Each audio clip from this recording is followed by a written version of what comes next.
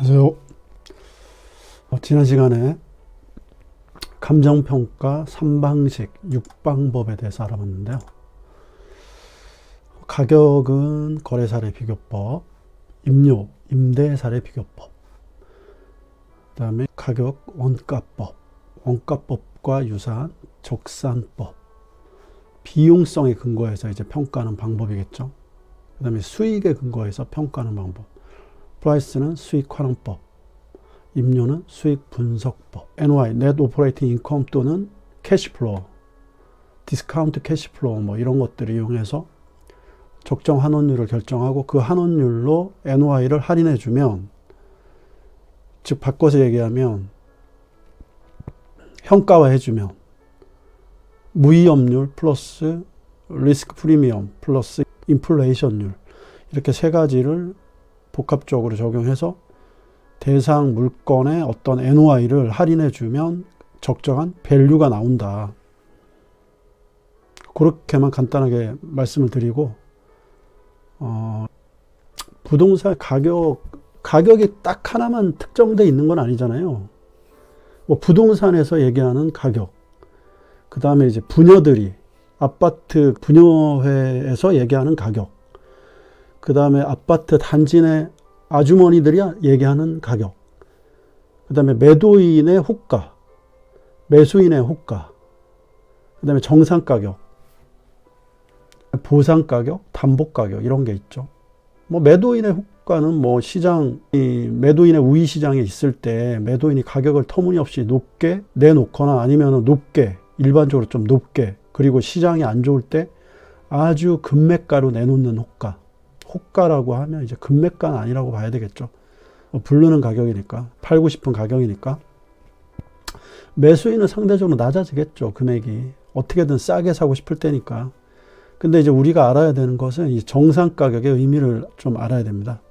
이 정상 가격의 의미는 당의 물건이 통상적인 시장에서 충분히 반복적으로 거래된 다음에 당의 물건에 정통한 당사자 간에 성립 가능한 가격, 이게 정상 가격이에요. 우리는 이 정상 가격을 찾는 게 목표죠. 그래야지 쉽게 팔고 쉽게 살 수 있으니까. 그 다음에 보상 가격은 뭐냐면, 보상은 보통 이제 도시개발구역이나 정비구역 아니면은 뭐 재개발, 재건축 이런 구역에서 이제 공익사업을 위한 토지 등의 취득 및 보상에 관한 법률상 땅을 수용할 때 협의재결, 수용재결, 뭐 이의재결 이런 거 할 때 땅을 뺐을 때 이제 보상해주는 그런 가격을 얘기하는 건데, 보통 개발 이익을 배제하게 돼 있습니다. 얼마 전에 시리즈로 백현동 그 개발 사업과 대장동 개발 사업을 얘기했는데, 대장동 개발 사업 같은 경우는 그 국가 공공기관이 50% 이상 출자한 법인이 공법인을 통해서 땅을 뺏은 다음에 땅을 수용 재결한 다음에 이것을 사인들이 결국은 이제 디벨로핑을 해서 분양을 하고 결국은 기본 어떤 개런티된 금액을 확정 수익을 배당을 해주고 나머지 모든 이제 리턴을 다 사인들이 이제 쉐어했기 때문에, 왜 공법인을 이용해서 땅을 뺏어주고 왜 결국은 그 고정된 픽스된 리턴을 국가기관에서는 쉐어하고 나머지 그 넘쳐나는 이익을 왜 사인들이 다 나눠 가졌느냐, 이게 문제가 되는 거죠. 거기서 이제 얘기하는 보상 가격은 개발이익이 배제된 감정평가액을 얘기하는 거예요. 개발이익은 포함이 안 되는 거예요. 결국은 소지 약간 원시적인 그런 땅을 사서 그것을 이제 용도 변경 뭐 통해서 개발을 하고 그 막대한 개발이익을 결국은 이제 사인들이 물론 이제 공법인도 나눠 가졌지만 결국 사인들이 거의 뭐 엄청나게 쉐어했기 때문에 좀 문제시 되는 건데요. 담보 가격은 이제 이 담보 취득을 했을 때 내가 원본 채권액, 그러니까 예를 들어서 100억짜리 정도 일반 시장 가격이 형성되어 있는데 이걸 담보로 이제 LTV 한 50% 대출했는데 이 50% 정도 대출한 금액을 회수할 수 있겠느냐? 그럼 회수할 수 있도록 가격을 좀 정말 정상 가격에 준해서 같이 평가를 하게 되는데, 그게 물론 이제 호가라 이런 거보다는 굉장히 떨어지는 가격이겠죠. 정상 가격을 찾아서 이제 평가를 해주는 거니까 당의 물건이 통상적인 시장에서 충분히 반복 거래되고 난 다음에 당의 물건이 빠삭하게 아는 자끼리 성립될 가능성이 가장 높은 가격을 얘기하는 거니까. 여기 있잖아요.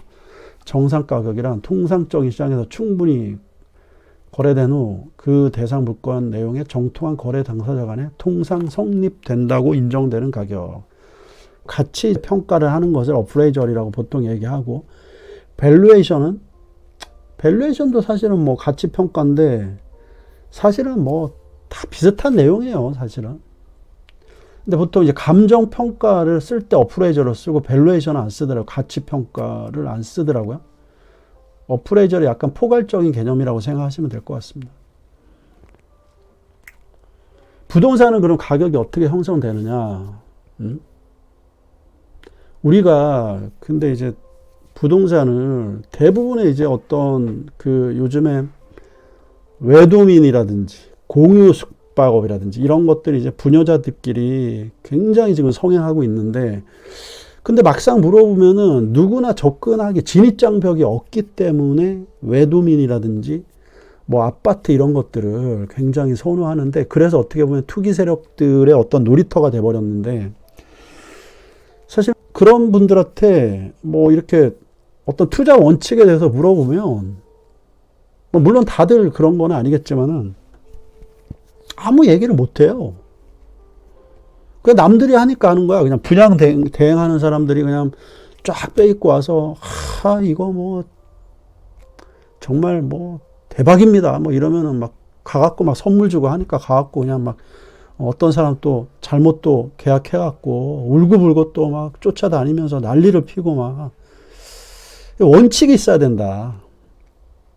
아니, 심지어는 슈퍼 가서 진짜, 콩나물 하나 사는데도 콩나물이 뭐 예를 들어 농약을 썼는지 아니면은 뭐 콩나물이 뭐, 며칠 돼가지고 대가리가 좀 썩었는지 이런 것들을, 서로 이제 여러 상품들을 품등 비교해서 어떤 원칙을 갖고 사는데, 심지어 이게 고가의 부동산을 사면 그냥 남들 그 손에 이끌려서 누가 오라고 하니까 누가 된다고 하니까 이런 식으로다가 하는 것은 굉장히 그 밴드웨건 효과 있잖아요. 우르르르 몰려다니면서 입찰법정 한번 가보세요. 그냥 버글버글 하면은 저는 그냥 포기하고 나온다니까요, 그냥.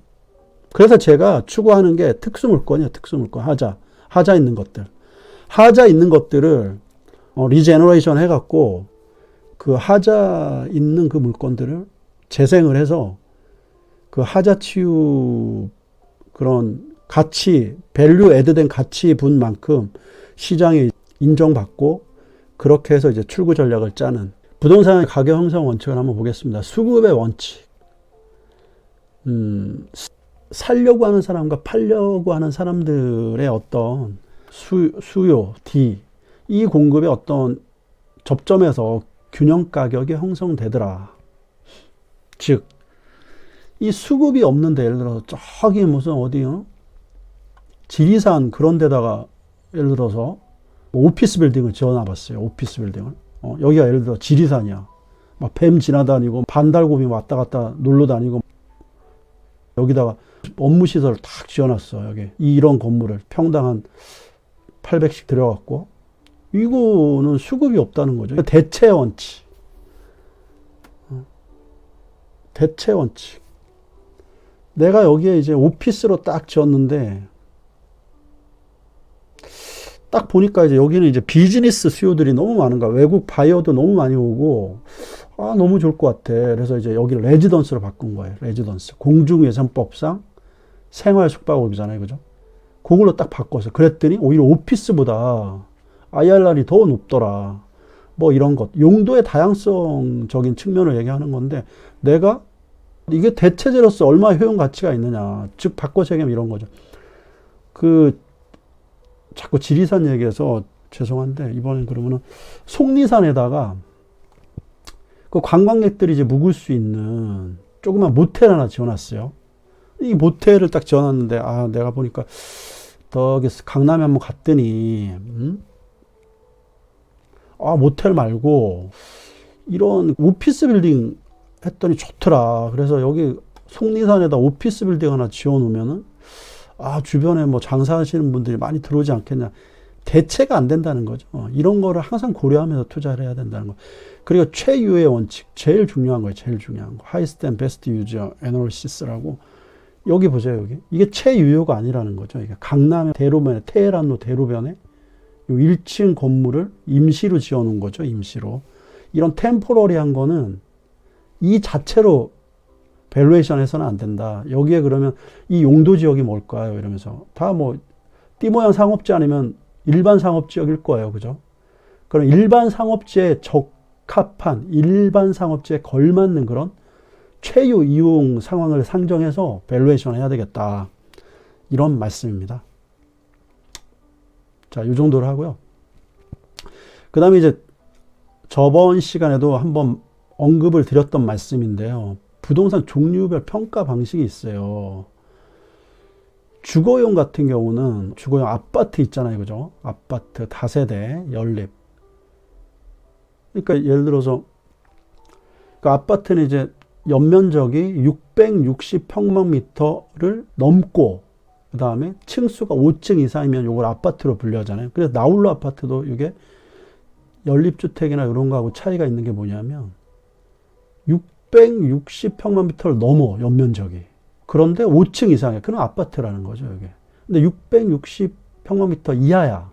660평방미터까지는 연립인데 660평방미터를 넘고 플러스 4층 이하면 연립.